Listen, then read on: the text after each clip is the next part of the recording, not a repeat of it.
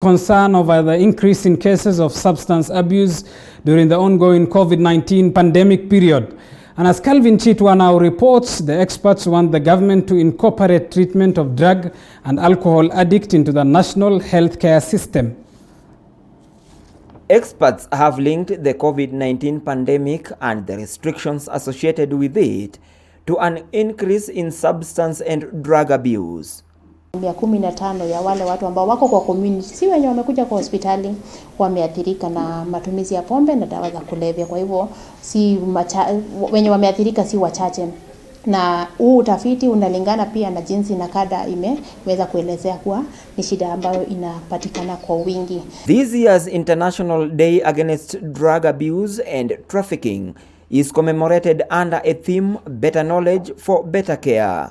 We bring them into groups within the community. So what we do, we screen them for all the other mental illnesses and also substance use.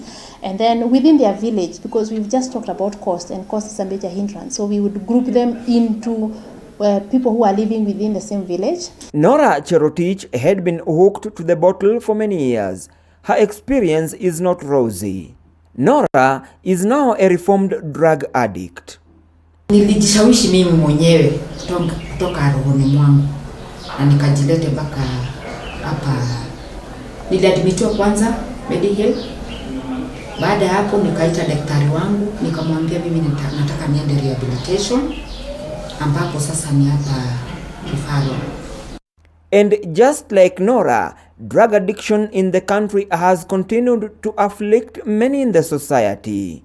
Most of them say their turning point came a few years ago after being introduced to a community-based mental health support group in Turbo that is also being piloted by Moi Teaching and Referral Hospital in Nandi and Uasin Gishu counties. Addiction is an illness, which is a very good shift in terms of how people view addiction. And as I said earlier, again, the services that are available are very limited.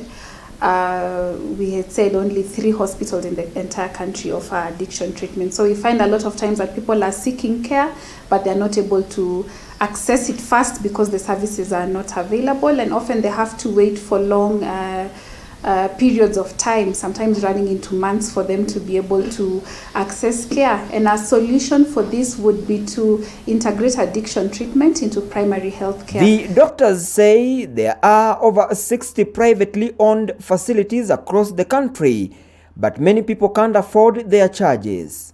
MTRH has a capacity of 16 beds, of which 11 cater for males and 5 for females.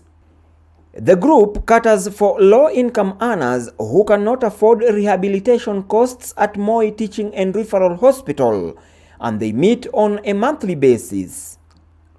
With costs ranging from 100 to 300,000 or even more for just 3 months, this rehabilitation facility is out of reach for many Kenyans.